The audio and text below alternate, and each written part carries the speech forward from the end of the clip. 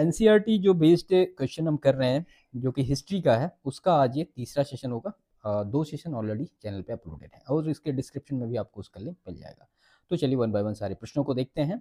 इसमें सबसे पहला प्रश्न दिया गया है कि निम्नलिखित कथनों पर विचार करें, और कथन है महाजनपद काल में समाज में जाति व्यवस्था पूरी तरीके से स्थापित हो चुकी थी। कथन 2 दिया गया है महाजनपदों की अधिकांश अर्थव्यवस्था कृषि और व्यापार पर आधारित थी।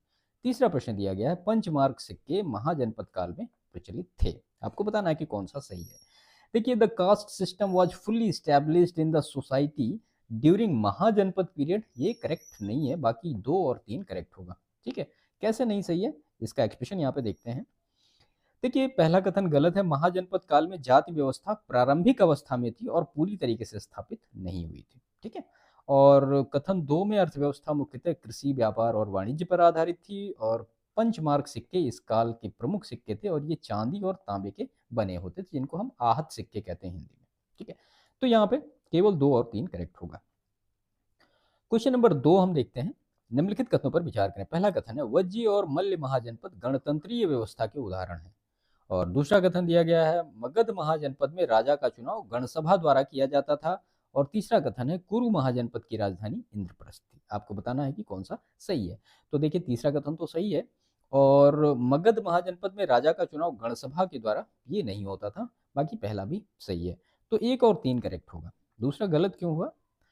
तो वज्ज और मल्ल जो थे वो गणतंत्रीय महाजनपद थे, और मगध में राजतंत्र था, राजा का चुनाव नहीं होता था, और कुरु महाजनपद की राजधानी इंद्रप्रस्थ थी। तो आई होप तीनों स्टेटमेंट आपको यहाँ पे क्लियर हो गए होंगे कि कौन सा गलत है और कौन सा सही है। क्वेश्चन नंबर 3 देखते हैं। तो consider the following statement. Statement 1 is Gamini was the head of the village during the Mahajanapada period.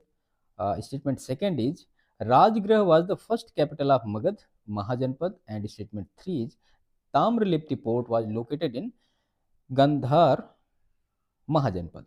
ठीक है, which of the following statement are correct? तो देखिए, ताम्रलिप्ति बंदरगाह जो था ये गंधार महाजनपद में स्थित नहीं था। कहाँ स्थित था, हम इसको एक्सप्रेशन में कवर करते हैं। तो गामिनी गांव का जो होता है वो प्रमुख होता था, और राजगृह मगध की पहली राजधानी थी, और ताम्रलिप्ति बंदरगाह कहाँ था, ये बंगाल क्षेत्र में था, गंधार में नहीं था। सो ऑप्शन 3 जो है ये रॉन्ग होगा। क्वेश्चन नंबर 4 हम देखते हैं, निम्नलिखित कथनों पर विचार करें। पहला कथन है मगध महाजनपद लौह अयस्क के खनिज संसाधनों के लिए प्रसिद्ध था। दूसरा कथन दिया गया है मल्ल महाजनपद की राजधानी क्या थी, वैशाली थी। और तीसरा कथन है उत्तरापथ महाजनपद काल का प्रमुख व्यापारिक मार्ग था। आपको बताना इसमें से कौन सा सही है। तो देखिए, मल्ल जो महाजनपद था उसकी राजधानी वैशाली नहीं थी। ठीक है, 1 और 3 करेक्ट होगा। क्वेश्चन नंबर 5 है, निम्नलिखित कथनों पर विचार करें। पहला कथन है अवंती महाजनपद की राजधानी उज्जैन थी। दूसरा कथन है महाजनपद काल में दास प्रथा प्रचलित थी, और तीसरा कथन है महाजनपदों में राजा के पास कर संग्रह की कोई प्रणाली नहीं थी। आपको बताना है कि कौन सा सही है। तो the king did not have any system of tax collection in Mahajanapada period, तो ये सही नहीं है। बहुत सारे जो टैक्स कलेक्ट किए ही जाते थे। तो 1 और 2 यहाँ पे सही होगा। तो कथन 1 सही है, अवंती की राजधानी कहाँ थी, उज्जैन, और महाजनपद काल में दास प्रथा प्रचलित थी, और महाजनपदों में कर संग्रह की व्यवस्थित प्रणाली स्थित थी। तो तीसरा कथन यहाँ पे गलत होगा। क्वेश्चन नंबर 6 है, निम्नलिखित कथनों पर विचार करें। पहला कथन है कोसल महाजनपद की राजधानी श्रावस्ती थी। दूसरा कथन है महाजनपद काल के दौरान सभी राज्य गणतंत्रीय थे, और महाजनपदों का उल्लेख अंगुत्तर निकाय ग्रंथ में हुआ है। कौन सा सही है? तो जाहिर सी बात है, महाजनपद काल के दौरान सभी राज्य गणतंत्री नहीं थे, कुछ ही जो गणतंत्र वाले राज्य थे वो थे। तो 1 और 3 यहाँ पे करेक्ट होगा। तो कोसल की राजधानी श्रावस्ती थी, और सभी राज्य गणतंत्रीय नहीं थे, और अंगुत्तर निकाय में महाजनपदों का उल्लेख हुआ है। इसी वजह से केवल 1 और 3 करेक्ट होगा। क्वेश्चन नंबर 7 है, निम्नलिखित कथनों पर विचार करें। पहला कथन है महाजनपद काल में युद्ध के दौरान चक्रव्यूह सैन्य तकनीक का प्रयोग हुआ है। दूसरा कथन है अंग महाजनपद की राजधानी चंपा थी, और तीसरा कथन है महाजनपद काल में नगर निर्माण नहीं हुआ है। तो जाहिर सी बात है, cities were not build during the Mahajanapada period. ये तो स्टेटमेंट कॉमन सेंस वैसे ही गलत लग रहा है, तो केवल 1 और 2 सही होगा। तो चक्रव्यूह तकनीकी महाभारत में वर्णित है, और अंग की राजधानी कहाँ थी, चंपा, और नगर निर्माण हुआ है इसमें। इसे दूसरा शहरीकरण या दूसरा नगरीकरण कहा जाता है। ठीक है, ऑप्शन ए करेक्ट होगा। क्वेश्चन नंबर 8 है, निम्नलिखित कथनों पर विचार करें। पहला कथन है वज्जी महाजनपद में शासन कुलीन तंत्रीय प्रणाली पर आधारित था। दूसरा कथन है मगध महाजनपद में हाथियों की सेना का विशेष महत्व था, और तीसरा कथन है गांधार महाजनपद वर्तमान बिहार में स्थित था। तो कौन सा सही है इसमें? तो गांधार जो महाजनपद था वो बिहार में कहाँ स्थित था, है ना? तो एक और दो सही होगा। तो वज्र में कुलीन तंत्रीय शासन था, मगध की सेना में हाथियों का विशेष स्थान था, और गांधार जो था वो पाकिस्तान अफगानिस्तान के क्षेत्र में बसा हुआ था। इसी वजह से ऑप्शन ए करेक्ट होगा यहाँ पे। क्वेश्चन नंबर 9 हम देखते हैं, निम्नलिखित कथनों पर विचार करें। पहला कथन है महाजनपद काल में लोहे के औजारों ने कृषि उत्पादन में वृद्धि की। दूसरा कथन है कंबोज महाजनपद की राजधानी विराट नगरी थी। और तीसरा कथन है महाजनपद काल में श्रमिक वर्ग को क्या कहा जाता था? कसाका कहा जाता था। कौन सा सही है? तो कंबोज महाजनपद की राजधानी विराट नगरी तो नहीं थी, है ना? क्या थी? अभी आगे एक्सप्लेनेशन में देखते हैं। यहाँ पे केवल एक और तीन ही करेक्ट होगा। तो लोहे के औजारों से कृषि उत्पादन बढ़ा, और कंबोज की राजधानी राजपुरा थी, और श्रमिक वर्ग को क्या कहा जाता था? कसाका कहा जाता था। इसी वजह से ऑप्शन ए करेक्ट होगा। एक और तीन सही होगा। क्वेश्चन नंबर 10 है, निम्नलिखित कथनों पर विचार करें। पहला कथन है महाजनपद काल में नगरों में किलेबंदी की परंपरा थी। दूसरा कथन है मगध की राजधानी पाटलिपुत्र तीन नदियों के संगम पर स्थित थी।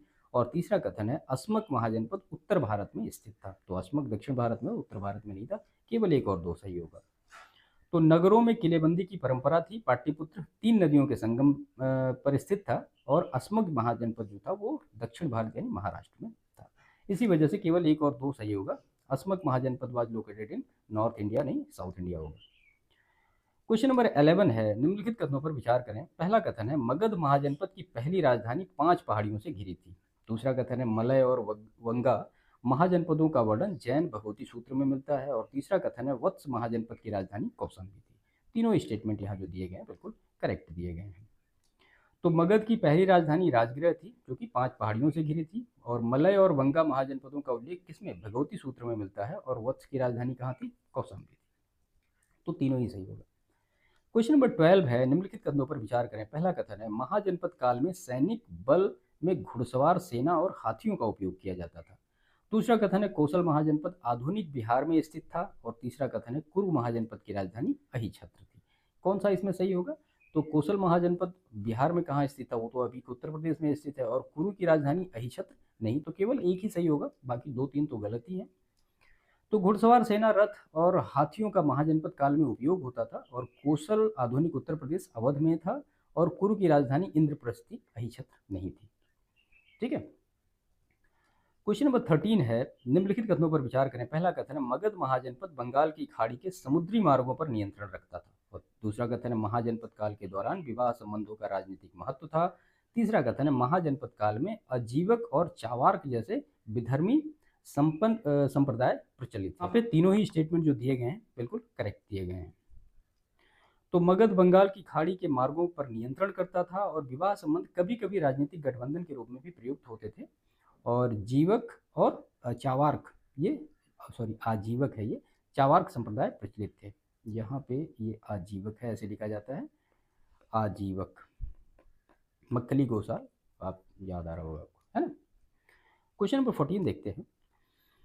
तो निम्नलिखित कथनों पर विचार करें। पहला कथन है वत्स महाजनपद की राजधानी कहाँ थी? उज्जैन। और महाजनपद काल में किसान वर्ग को क्षेत्रिका कहा जाता था। और कंबोज महाजनपद वर्तमान अफगानिस्तान और कश्मीर में स्थित था। तो वत्स की राजधानी कहाँ थी? उज्जैन तो नहीं थी, है ना? केवल दो और तीन सही होगा। कहाँ है? तो वत्स की राजधानी कौशाम्बी थी। और किसान वर्ग को क्षेत्रिका कहा जाता था। और कंबोज महाजनपद काबुल घाटी और कश्मीर क्षेत्र में स्थित था। इसी वजह से केवल दो और तीन करेक्ट होगा। चलिए क्वेश्चन नंबर 15 है, महाजनपद काल में ताम्रलिप्ति बंदरगाह व्यापारिक केंद्र था। महाजनपदों के राजा को मंत्री परिषद का समर्थन प्राप्त था। और महाजनपद काल में स्तूपों का निर्माण नहीं होता था। एक और दो सही होगा। ताम्रलिप्ति प्रमुख व्यापारिक बंदरगाह था बंगाल का, और मंत्री परिषद राजा की सहायता करती थी। और महाजनपद काल में प्रारंभिक स्तूपों का निर्माण हुआ है। इसी वजह से केवल एक और दो सही होगा। क्वेश्चन नंबर 16 है, consider the following statement. Statement 1 is tax collection in Mahajanapada was mainly based on agriculture. Statement 2 is Viratnagar was the capital of Panchala Mahajanapada during the Mahajanapada period. And statement 3 is Mahajanapada are mentioned in the Buddhist text Mahavastu. Which of the following is correct? तो महाजनपद काल में पांचाल महाजनपद की राजधानी विराटनगर नहीं थी, है ना? केवल एक और तीन सही होगा। तो कर वसूली जो है ये कृषि अधिशेष पर आधारित थी, बिल्कुल सही है। और पांचाल की राजधानी कहाँ, अहिछत्र थी। और विराटनगर की राजधानी, जो मत्स्य महाजनपद की राजधानी था, विराटनगर। और महावस्तु में महाजनपदों का उल्लेख किया गया है, इसी वजह से केवल 1 और 3 करेक्ट होगा।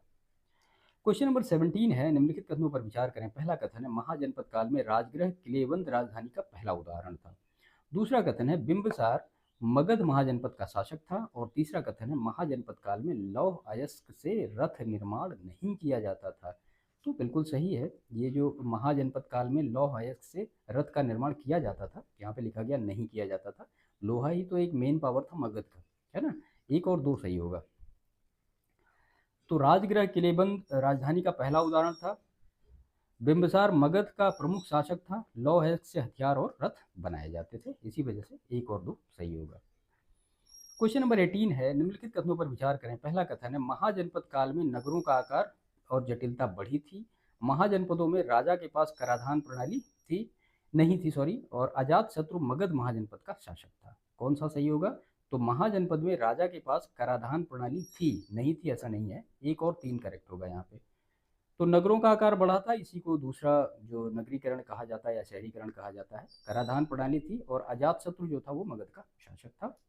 1 और 3 सही होगा, दूसरा गलत होगा।